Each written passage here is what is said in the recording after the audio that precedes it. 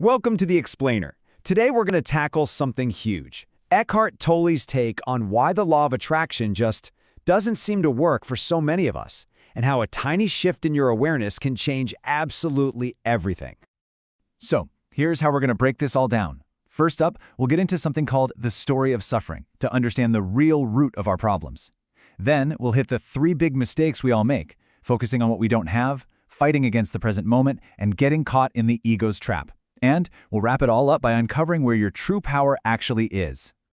So, have you ever felt this way? You're trying so hard to think positive, you're doing all the visualizations, but you just end up feeling, well, frustrated, because nothing seems to be changing. According to Tolle, the reason for that goes way deeper than just not thinking hard enough. And that deeper reason?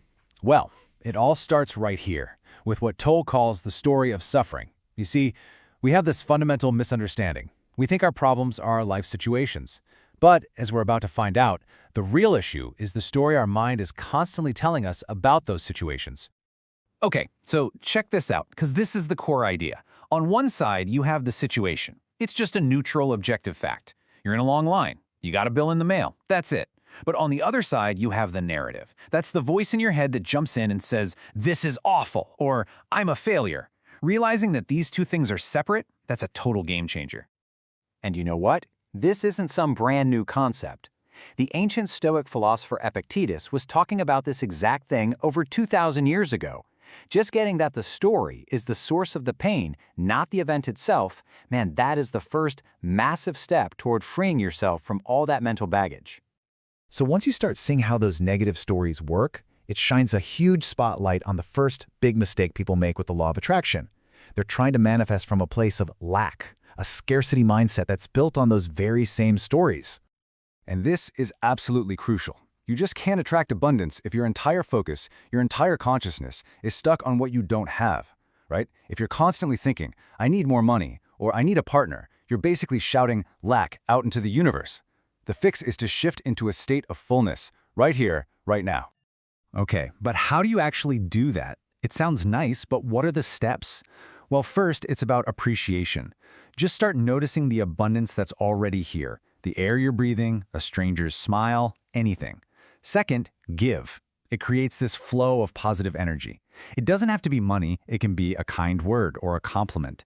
And third, and this is the big one, you have to believe you already have it. I mean, really feel that sense of completeness now, as if it's already done.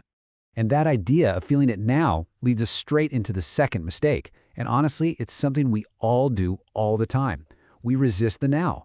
We're constantly, unconsciously, fighting the present moment, and by doing that, we basically make it our enemy. There's this great little anecdote that illustrates this perfectly. It's about an old pub sign in London that said, "Free beer tomorrow." Of course, you can guess what happens, right? Tomorrow never shows up. When you get there, it's always today. And that's exactly what our minds do.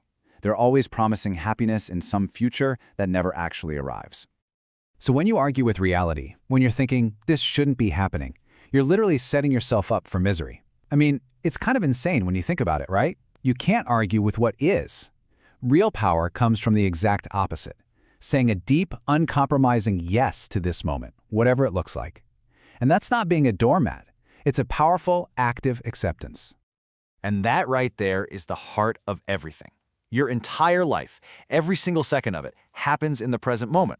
So your relationship with the now, that's your relationship with life itself.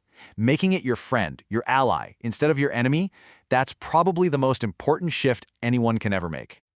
Okay, so this resistance to the present moment brings us to our final and maybe the trickiest mistake of all, getting caught in the ego's trap. This is what's going on when our desires aren't coming from a place of genuine creativity, but from an ego that's secretly whispering, "I'm not enough." Now, when Tolle talks about the ego, he doesn't just mean being arrogant.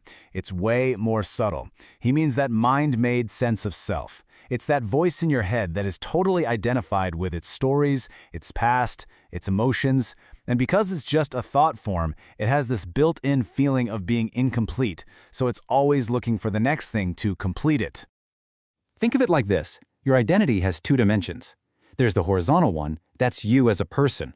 It has a past, it's worried about the future, it's always in a state of becoming something else. But then there's the vertical dimension. That's your essence, your pure consciousness, and you can only access it right now in the present. And that part of you, it's always whole, always complete. The ego is totally trapped on that horizontal line, always chasing the future. And that explains so much, doesn't it? It's why we see people who seem to have everything, the money, the fame, you name it, and they're still deeply unhappy. They finally get the thing they thought would fix them, but the ego that wanted it is never satisfied. It just goes, okay, what's next? It's a game you can't win. So after looking at all these mistakes, what's the big takeaway here? Where is our true power? Tolle's answer is profound. It's not about getting what you want. It's all about the state of consciousness you're in right now. It's not about where you're going. It's about where you are coming from. The real joy, the real satisfaction in life, it doesn't come from finally arriving at some destination in the future. It comes from being totally present, completely aligned with the journey itself.